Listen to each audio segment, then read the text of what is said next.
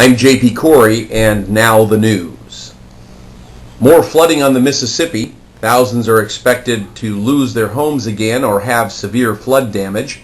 FEMA has put together a new disaster manual for residents in the area entitled, "Get a Clue, Move Away from That River."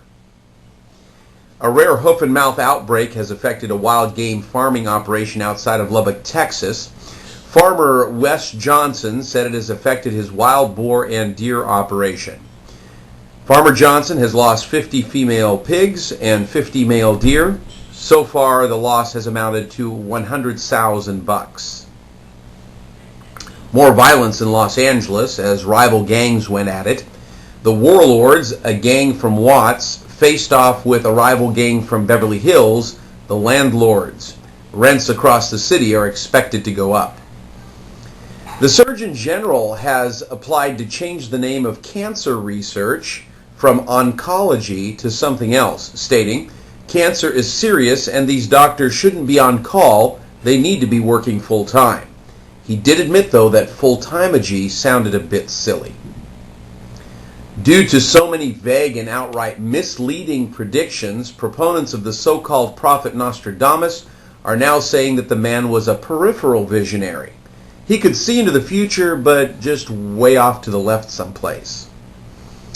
McDonald's has set a landmark along with baffling nutrition experts, as studies have shown that malnutrition and indigestion have for the first time been achieved with 100% real beef. Another false 911 call was made to the IKEA superstore in Ferndale, California.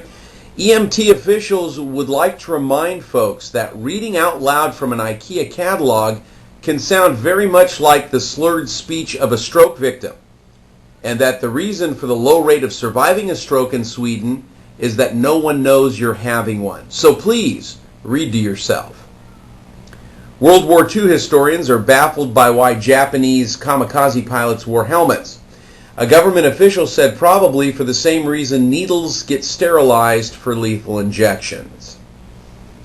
CIA operatives have reported that 2 Brazilian soldiers died in a Colombian drug cartel firefight.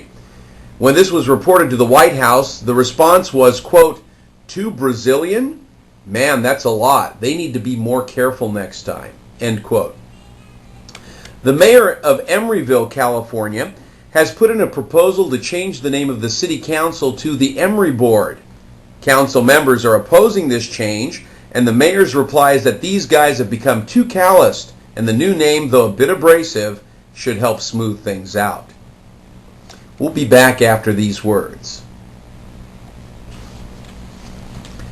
Come to Denny's for our steak and egg special.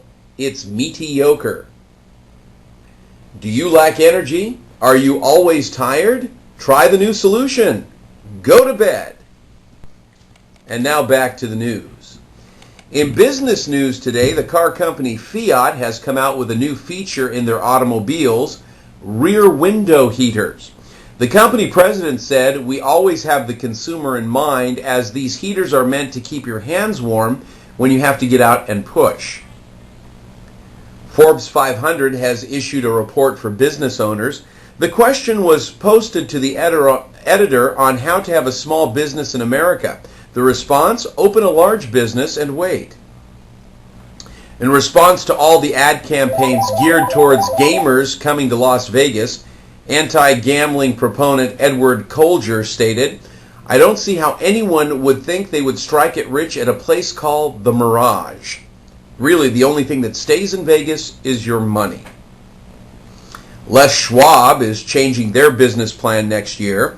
After extensive research, the conclusion was reached that when buying tires, instead of less Schwab, people want considerably more Schwab. And the company that brought us hooked on phonics has a new program called Make Your Own Metaphors. Teachers nationwide have been a little apprehensive while applying this program because, according to one school board advisor, no one seems to understand it. The program's developer said, now that the butter is in the other mouth, they won't be mowing that long twice. In response, the Board of Education said, "What?"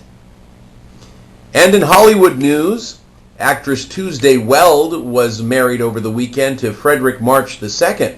When asked about her new name, Tuesday March II, she admitted it sounded a bit dated.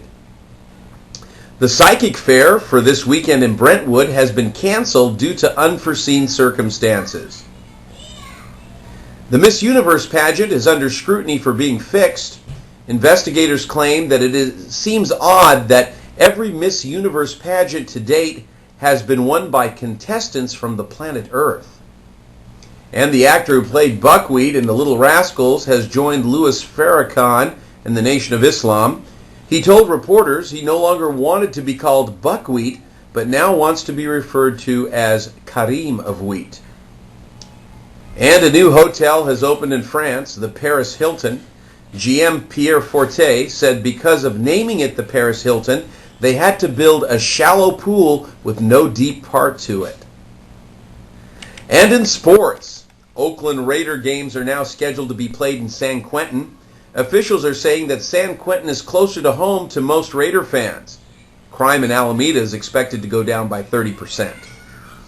When the Major League Baseball commissioner was asked why the World Series was only engaged in by North American teams, while the World Cup in soccer was played by different teams from all over the world, he commented, "It's a lot easier to win a World Series when your opponents don't come from other countries." Tragedy struck a newly instituted Sacramento State University water polo team when 3 horses drowned and one broke its ankle in the shallow end of the pool and had to be put down. Representatives from Harvard are now in conference with officials from Sac State, explaining to them exactly what water polo is. And President Barack Obama was at the National T-ball tournaments for pre-Little Leaguers this week and made the comment that the last time he was at a ball game with no pitching is when he saw the Washington Nationals play the Oakland A's. And finally, a special interest story. A baffling disease prognosis has been achieved. A Mr. Harold Shoemaker of Oakland, California, has for years experienced hyperventilation, cold sweats, and dizziness when passing across the Bay Bridge and going through Yerba Buena Island, riding to work with his friends, although this phenomenon did not occur when he traveled alone.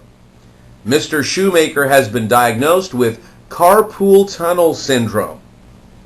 I'm J.P. Khoury. That's the news, and good night.